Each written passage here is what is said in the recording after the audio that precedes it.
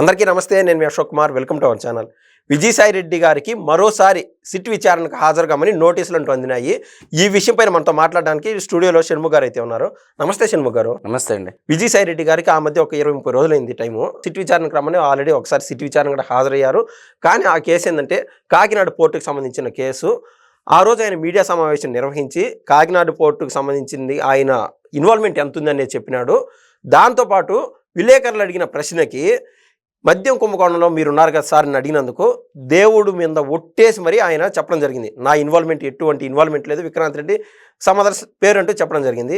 ఈ దశలో ఆయన మరోసారి సిట్ విచారణకు రమ్మన్నారు. మద్యం కుంభకోణం కేసులో ఆయన ఎప్పుడు హాజరవుతున్నాడు సిట్ విచారణకి? ఈ విషయం పైన మీరు ఏ విధంగా విశ్లేషణ చేస్తారండి?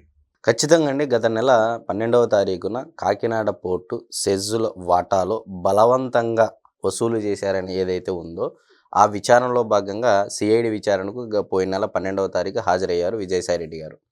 మరి ఈ నెల 18వ తారీఖు సిట్టు విచారణకు అంటే హైదరాబాద్లో ఉన్నటువంటి జూబ్లీ హిల్స్లో ఉన్నటువంటి విజయసాయి రెడ్డి గారి యొక్క నివాసానికి వెళ్ళి నోటీసులు ఇవ్వడం జరిగింది. 18వ తారీఖు మీరు హాజరు కావాలి మద్యం కుంభకోణం విషయంలో అని చెప్పేసి చెప్పడం జరిగింది. ఆయన డైరెక్ట్గా అందుకున్నాడా లేక ఎవరి దగ్గర ఇచ్చి వచ్చారంటారా పోలీసు వారు? డైరెక్ట్ ఇంటికి వెళ్ళి ఇచ్చేసారు. ఓకే అండి. సో ఆయన నేను 17వ తారీఖే వస్తాను, 18 నాకు కుదరదు, నాకు పనులు ఉన్నాయని చెప్పేసి 17 వస్తానంటే దాని ప్రకారంగా సిట్టు వాళ్ళు కూడా ఏర్పాట్లు చేసుకుంటున్నారు. ఓకే. మరి బిఎన్ఎస్ఎస్లోని 179వ సెక్షన్ ప్రకారము మద్యం కుంభకోణం అంటే గత ప్రభుత్వంలో A2గా అంటే మొత్తం ఒక వ్యవస్థలో రెండవ పర్సన్గా సీఎం తర్వాత అంతర్గత విషయాలు రహస్యాలన్నీ విజయసాయి రెడ్డి గారికి తెలుసు అనే ఒక నేపథ్యంలో భాగంగా ఆ సెక్షన్ ప్రకారము సిట్టు వాళ్ళు విచారణకు పిలవడం జరిగింది.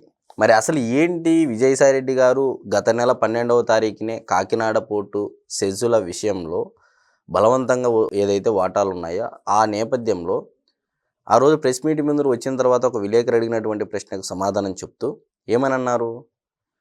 కర్త కర్మ క్రియ అంతా రాజ్ కసిరెడ్డి ద్వారానే మద్యం అమ్మకాలు జరిగాయి, అవునండి, నా పాత్ర ఏమీ లేదు అని చెప్పేసి కూడా కొండ బద్దలు కొట్టినట్టు స్పష్టంగా చెప్పారు. ఓకే. మరి సరే, ఇంతకు ఏంటి అసలు ఆ మద్యం కుంభకోణం ఏంటి, రాజ్ కసిరెడ్డి ఏంటి అనేది ఒకసారి మనం గమనించినట్లయితే వైకాపా ప్రభుత్వ హయాంలో ఒక్కో మద్యం కేసుకు దాదాపు ఒక కేసుకు 150 రూపాయల నుంచి 450 రూపాయల వరకు ఏ కంపెనీలకైతే వీళ్ళు చెల్లించారు ఆ కంపెనీలకి ఆర్డర్లు కట్టబెట్టారు అని చెప్పేసి ఇక్కడ ప్రధానమైనటువంటి ఫిర్యాదు ఆరోపణ. మరి 4 సంవత్సరాల 2 నెలల కాలాలకు గాను మొత్తం 3000 కోట్ల రూపాయలు లంచాలు అందాయని చెప్పేసి ఫిర్యాదులు ఉన్నాయి సిట్టు విచారణ దగ్గర. మరి నెలకు 60 కోట్ల రూపాయలు ఏ స్థాయిలో వీళ్ళు మద్యం అమ్మకాలు ఆ ఆర్డర్లు కట్టబెట్టారు, నాసి రకం మద్యం అమ్మారని చెప్పేసి సిట్టు ఏదైతే వేగవంతంగా విచారణ చేస్తూ ఉందో అందులో భాగంగా విజయసాయి రెడ్డి గారిని పిలిస్తే మొత్తానికి అసలు ఈ విజయసాయి రెడ్డి గారికి మద్యం కుంభకోణానికి రాజు కసిరెడ్డికి ఉన్నటువంటి సంబంధాలు వివరిస్తూ ఈ లంచాలు ఏవైతే ఉన్నాయో ఈ లంచాల కోసము క్యాష్ హ్యాండ్లర్లు, క్యాష్ కొరియర్లను ఒక సపరేట్ వ్యవస్థను ఏర్పాటు చేశారంటండి. ఓకే. అంటే ఈ వచ్చినటువంటి లిక్విడ్ క్యాష్ను హ్యాండ్లింగ్ తీసుకోవడానికి కొంతమంది, ఇది కొరియర్ అంటే స్టేజ్ల వారీగా మొత్తం 7 స్థానాల్లో ఒకరికి తెలియకోకుండా ఒకరిని పెట్టుకుంటా వీళ్ళు మొత్తానికి దాదాపు 1000 కోట్ల రూపాయలు ట్రాన్సాక్షన్ చేశారు అని చెప్పేసి అంతర్గత సమాచారం. ముఖ్యంగా అదాన్ డిస్టిలరీస్ అని చెప్పేసి భారీగా అనుచిత లబ్ధి చేశారు గత 5 ఏళ్లలో అని చెప్పేసి చెప్పడం జరిగింది. మరి 2019లో నాటి జగన్మోహన్ రెడ్డి గారి ప్రభుత్వం నూతన మద్య విధానం తీసుకొచ్చిన 2 నెలలకే విజయసాయి రెడ్డి గారి యొక్క అల్లుడైన పెనక రోహిత్ రెడ్డి బినామీ పేరుతో 2019 డిసెంబర్ 2న అదాన్ డిస్టిలరీస్ ప్రైవేట్ లిమిటెడ్ సంస్థను నెలకొల్పారన్న ఫిర్యాదులు ఉన్నాయి. ఇది సిట్టు విచారణ దగ్గర ఉన్నటువంటి పాయింట్స్ అన్నీ. ఈ సంస్థకు సొంతంగా ఒక డిస్టిలరీ కూడా లేదు, అంటే అంతకుముందు ఒక డిస్టిలరీ కూడా లేదు. వీళ్ళు ఏం చేశారు అప్పుడు? Visakha distilleries private limited, PMK distillation private limited, SPY agro industries పేరిట అంటే వాళ్ళ సబ్లీజ్ ఉంటుంది కదా, ఆ సబ్లీజ్ పేరిట అనధికారికంగా గుప్పిట్లో పెట్టుకొని ఈ జగన్మోహన్ రెడ్డి గారు తెచ్చినటువంటి కొత్త బ్రాండ్లు నాసి రకం మద్యం అనేది జనంపైకి వదిలినట్లు ప్రధానంగా సిట్టు తన దర్యాప్తులో గుర్తించింది.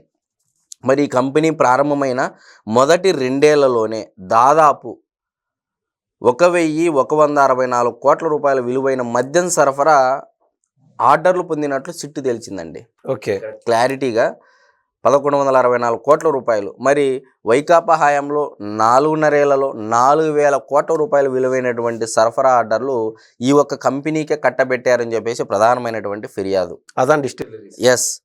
మరి ఢిల్లీ మద్యం కుంభకోణంలో ఇదంతా మీరంతా బాగానే ఉంది. మరి విజయసాయిరెడ్డి గారికి, రాజ్ కసిరెడ్డి గారికి ఏ విధమైనటువంటి సంబంధం ఉంది, ఏ విధంగా సిట్టి విచారణకు పిలిచినది మనం కోణంలో చూసినట్లయితే, ఢిల్లీ మద్యం కుంభకోణంలో అభియోగాలు ఎదుర్కొన్నటువంటి ట్రైడెంట్ కెంఫర్ ప్రైవేట్ లిమిటెడ్కు ఏపీలోని అదాన్ డిస్టిలరీస్ ప్రైవేట్ లిమిటెడ్కు మధ్య అనుబంధం ఉంది. మరి ఢిల్లీ లిక్కర్ కంపెనీ ఏదండి? Trident Chemphar private limited. మరి ట్రైడెంట్ కెంఫర్ ప్రైవేట్ లిమిటెడ్తో విజయసాయిరెడ్డి అల్లుడు రోహిత్ రెడ్డి, ఆయన సోదరుడు శరత్ చంద్రారెడ్డికి సంబంధాలు ఉన్నాయి. ఓకే.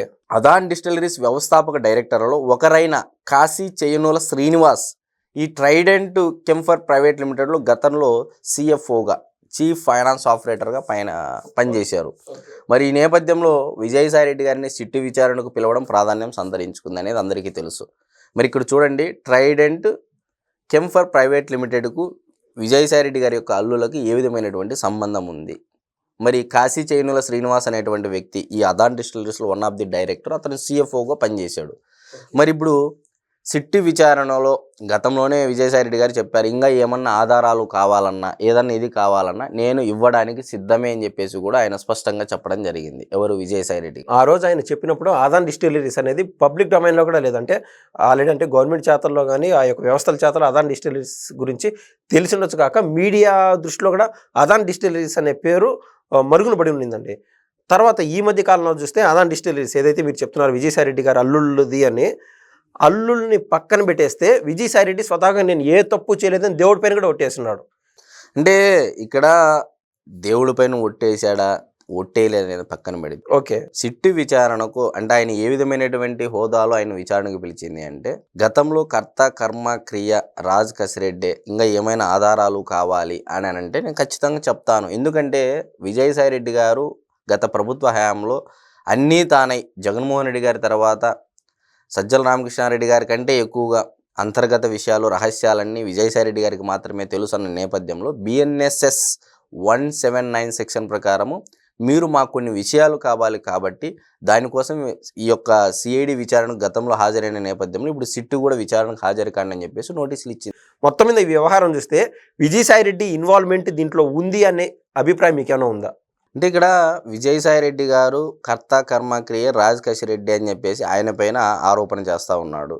మరి సిట్ ఏమో విజయసాయిరెడ్డి గారు రావాలి విచారణకు అంటా ఉంది. మరి ఈ నెల 17వ తారీఖున ఆయన వెళ్తానున్నారు. ఓకే. సో ఆయన విచారించే నేపథ్యంలో ఏమేమి వాస్తవాలు బయటకు వస్తాయనేది ఆయనే ప్రెస్ మీట్ ముందర బయట పెడతాడు, లేదా మరుసటి రోజు పత్రికల్లో కథనాల్లో వస్తాయి.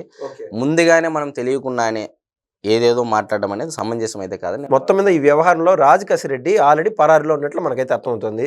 If in case Raj Kasireddy కన్నా సర్కిల్లోకి వచ్చి అంటే పోలీసు వారి చేతలో కన్నా నిర్బంధించబడితే జగన్మోహన్ రెడ్డి గారు అరెస్ట్ అయ్యే ఛాన్స్ ఉంది. అంటే వాళ్ళిద్దరి మధ్య లింక్ ఎస్టాబ్లిష్ చేస్తారు కాబట్టి. ఖచ్చితంగా అండి.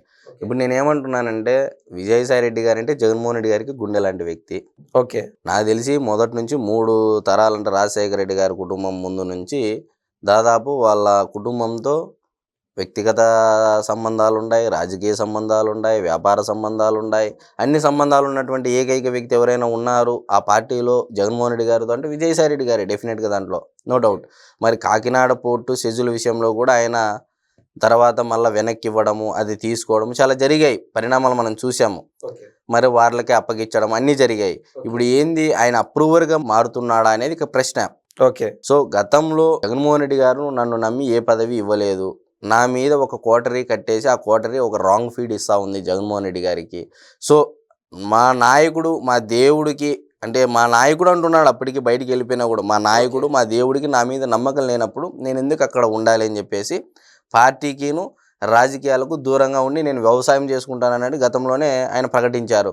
మరి ఈ నేపథ్యంలో ఇప్పుడు కానీ విచారణకి పిలిస్తే ఖచ్చితంగా విజయసాయిరెడ్డి గారు అప్రూవర్గా మారతారనే దాంట్లో ఎటువంటి సందేహం లేదు. ఎందుకు నేను ఈ మాట ఎస్పెషల్లీ చెప్తున్నానంటే, కర్త కర్మ క్రియ రాజ్ కసిరెడ్డే మీరు ఇందాక అన్నట్టు దేవుని మీద ప్రమాణం చేశాడు అని చెప్పేసి కూడా, అంటే ఇతను తప్పు లేనప్పుడు అప్రూవర్గా మారే ఛాన్స్ ఎందుకుంటుంది? అంటే అప్రూవర్ అంటే ఇప్పుడు ఒకటి తన అల్లుళ్ళు ఉన్నారనో లేకపోతే తనకు జరిగినటువంటి అవమానమో మరి పార్టీలో మరి ఏదేని దృష్ట్యా కావచ్చు అతనికి అభియోగం గత కొన్ని రోజుల నుంచి మనం చూసుకున్నట్లయితే అతను ఇచ్చినటువంటి స్టేట్మెంట్ల ఆధారంగా చూసుకుంటే అప్రూవర్గా మారే ఛాన్స్లు ఎక్కువగా కనపడుతున్నాయి అయితే మనం చెప్పవచ్చు. అంటే లైఫ్ టైం ఈ మరక నాపైనందుకు తప్పులు చేసిన వాళ్ళు బయట చూపిస్తారు. తప్పులు చేసినది వాళ్ళు వేలు చూపించేది నా వైపా, ఎందుకు నేను వేలు చూపించుకోవడము, వాళ్ళే తప్పు చేశారని వాళ్ళ వైపు వేలు చూపిస్తే అంటే దొంగను దొంగ అనక ముందే నువ్వు దొంగ అనడం అన్నట్టు. ఓకే అండి. సో ఆ రకంగా డెఫినెట్గా విజయసాయి రెడ్డి గారు అయితే అప్రూవర్గా మారే పరిస్థితులు అయితే చాలా స్పష్టంగా కనపడతా ఉన్నాయి. ధన్యవాదాలండి. నమస్తే అండి.